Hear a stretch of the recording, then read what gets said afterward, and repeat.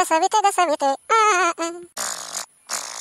अरे डेंग्या कुत्रे माकडे सोड सवितेचा हात सोड सोड सोड. अरे गणू उठ रे, सकाळ झाली. बाई बाई बाई बाई बाई घरात चोर शिरला. बाई हे पोरग पण ना सपनात सुद्धा काही बरमळतय. त्या एडफटाच्या मागे लागून हा पार वाया गेलाय. कसं होईल याचं देव जाणे. आय लव यू डार्लिंग, मैं तुमसे बहुत प्यार करता हूं. क्या तुम मुझसे शादी करोगी? हा असा नाही उठायचा. आता याच्यावर पाणीच आणून ओतते. नको नको, पण हा विनाकारण ओला झाला तर आजारी पडेल आणि मलाच दवाखान्यात न्यावे लागेल. विनाकारण झटे नको. त्यापेक्षा मी याला एकदा उठून बघते. उठला तर ठीक, नाही तर यांनाच पाठवते. मग ते याला बघून घेतील. अय भुसनाळ्या उठ की. कोण आहे बरं, मला झोपू दे की. अरे मी तुझी आई. आई मला झोपू दे की. कशाला बरं मला त्रास देतेस?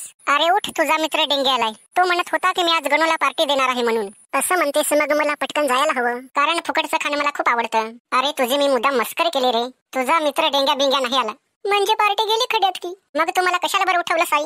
अरे त्याचं काय आहे ना, मी तुला केव्हापासून उठून उठून दमले. मग मी हा फॉर्म्युला यूज केला. कशी वाटली नवीन आयडिया? आयडिया जाऊ दे खड्यात. तू माझी झोप मोड कशाला बरं केलीस? किती भारी स्वप्न पडत होते मला. माहित आहे मला तुझी काय स्वप्न होती ती. मग मी झोपू का आता?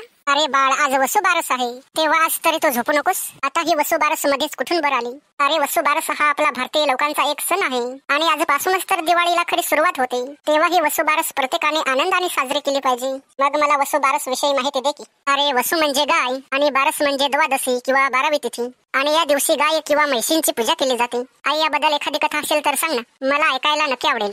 असं म्हणतोस मग मी सांगते. या दिवशी एका स्त्रीने गायीकडे दुर्लक्ष केले आणि आपल्या बाळाला दूध पाजिले. त्यामुळे गोमातेचा राग अनावर झाला आणि तिला बऱ्याच संकटांना सामोरं जावं लागले.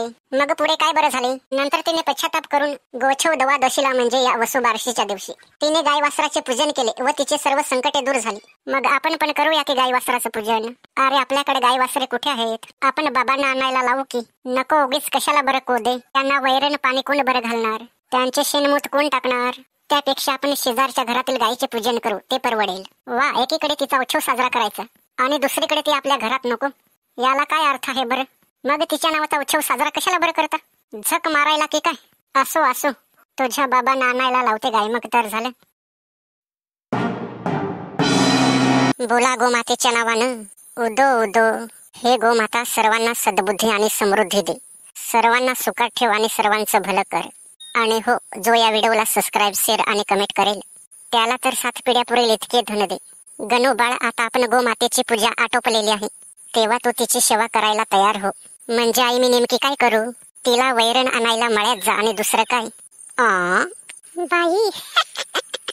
गणू भाऊ गंडला गंडला.